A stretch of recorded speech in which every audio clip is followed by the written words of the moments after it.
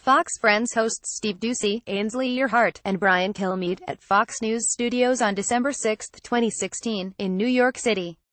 Awards Getty Images. It was 6:07 a.m. on Tuesday, October 10th, and the three hosts of Fox Friends were talking football, specifically, how much better the NFL was before Colin Kaepernick went and mucked things up.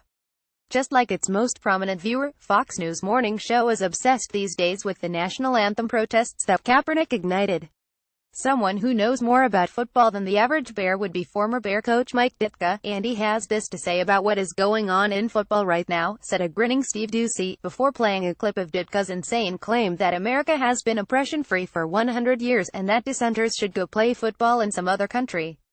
And Hillary Clinton supports the players taking a knee, noted Brian Kilmeade, raising his hands for emphasis. By the way, what a nightmare for coaches. They need to focus on the game. Their jobs are on the line, and everyone's divided. It's interesting, though, that people who are fighting because of the division in our country are dividing the country, Ainsley Earhardt chimed in after some crosstalk. Football will never be the same. I just want to turn on the TV and watch a game, and eat popcorn and pizza. And then came the inevitable contribution from the fourth voice in Fox Friends' early morning chorus. Why is the NFL getting massive tax breaks while at the same time disrespecting our anthem, flag and country change tax law, tweeted President Trump. It was 6:13 a.m. These are remarkably stupid times. For a glimpse of why, consider the daily patter of Fox Friends, or, rather, consider that I am even asking you to consider Fox Friends.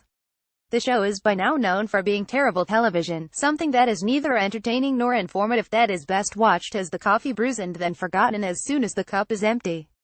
Or at least that once was the case. Since its 1998 premiere, Fox Friends has largely existed, in ostensibly amiable morning show form, to flatter the network's core fan base of elderly cranks who resent the existence of other channels. But one of those cranks is now president, and, consequently, Fox Friends is having a moment.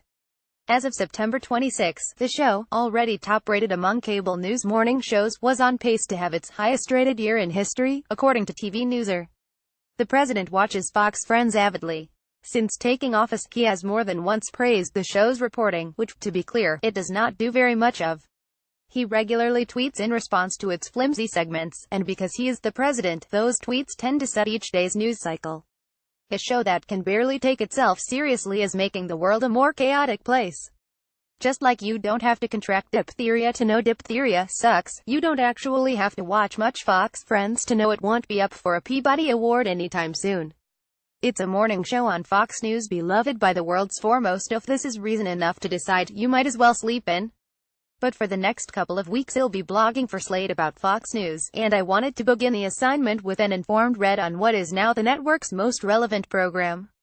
So I decided to immerse myself in Fox Friends to discern exactly why it is so bad, while allowing myself the space to be surprised if it actually turned out to be good. Friends, it did not turn out that way. As far as I can tell, the chief goal of Fox Friends is to help its viewers start their days secure in the knowledge that someone in the world is dumber than they are. Asserting one's own status by belittling others. Is there a more Trumpian raison d'etre for liberal viewers? The dummies in question are the Fox Friends hosts themselves, Steve Doocy, Ainsley Earhardt, and Brian Kilmeade. For conservative viewers, these days, the dummies in question are Democrats, are certain NFL players, or Hollywood celebrities, or any of the other groups that Fox Friends regularly holds up for scorn and ridicule. The ridicule is generally lazy and inept. On Thursday, a guest repeatedly referred to rapper Marshall M. Mathers as Martin Mathers, but it is nevertheless effective. The show is the televised equivalent of those spam emails that deliberately misspell words and use poor grammar in order to filter out worldly people, leaving only the easy marks. Doocy is a credulous boob who not only looks like the guy who used to host Supermarket Sweep, it seems like he probably auditioned for the job. He has been hosting daytime programs for a very long time and is an expert at keeping things simultaneously light and nasty. Colin Kaepernick has been out of the NFL all season after his anthem protests, and he knows why. Collusion, said Doocy on Monday morning, using a funny, mocky voice on the last word, as if those three syllables were as suspicious as the man who leveled the charge. Earhardt is unabashedly basic. She fills the hosting slot previously occupied by Edie Hill, Gretchen Carlson, and Elizabeth Hasselbeck, and is the show's resident softball interviewer. Here she is interviewing Ivana Trump, the president's first wife. When you met him, did you know he could one day be president of the United States? He could one day be one of the wealthiest men in the country. She did not. Here she is interviewing a man who has written several alarmist books about the Clintons. Is it true that Bill threw Hillary's book in the trash can? Yes. Kilmeade, the show's jock, offers all of the wit and insight of the pledge master of a frat that will soon be banned from campus. He loves mispronouncing certain words in order to mock those who use them in earnest. Rosie O'Donnell tweeted out in support of Jemele Hill, "Yes we are, #Systematic racism," he said on Tuesday, misquoting O'Donnell's tweet in reference to ESPN anchor Hill's recent suspension. Later that week, in response to a statement by Democratic Congressman Luis Gutierrez, he ineptly ridiculed the rise of the term white supremacist. "White supremacist," said Kilmeade. "The new buzz is white supremacist. Everyone says it. They had some conference call or fax agreement. The hosts are a supergroup of sorts, and their signature tune is reactionary resentment." Fox Friends is always hearkening back to the good old days. "Remember when the name of the Redskins was the biggest controversy in the NFL? Those were the good old days," said Kilmeade on Thursday. "Remember when ESPN used to have sports on it? Those were the good old days," said Doocy on Tuesday.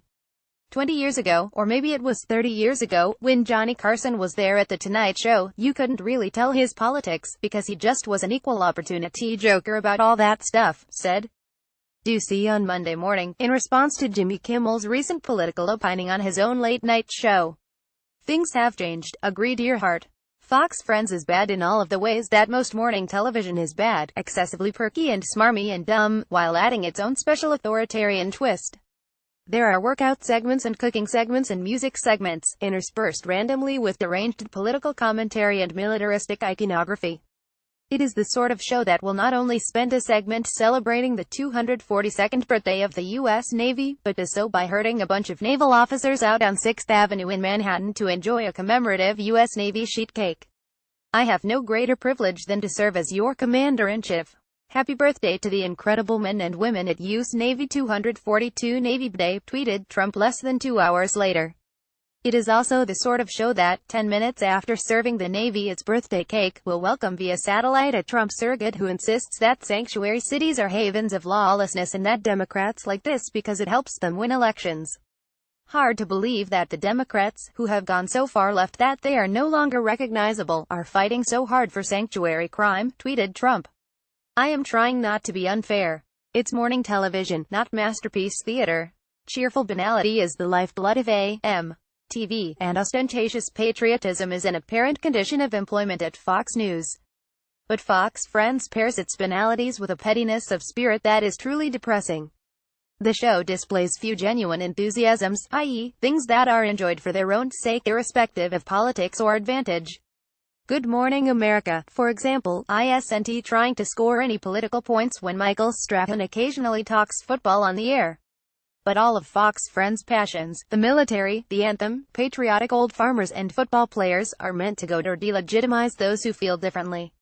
She loves singing the national anthem, and her husband is a star receiver in the NFL, was one guest's introduction on Thursday.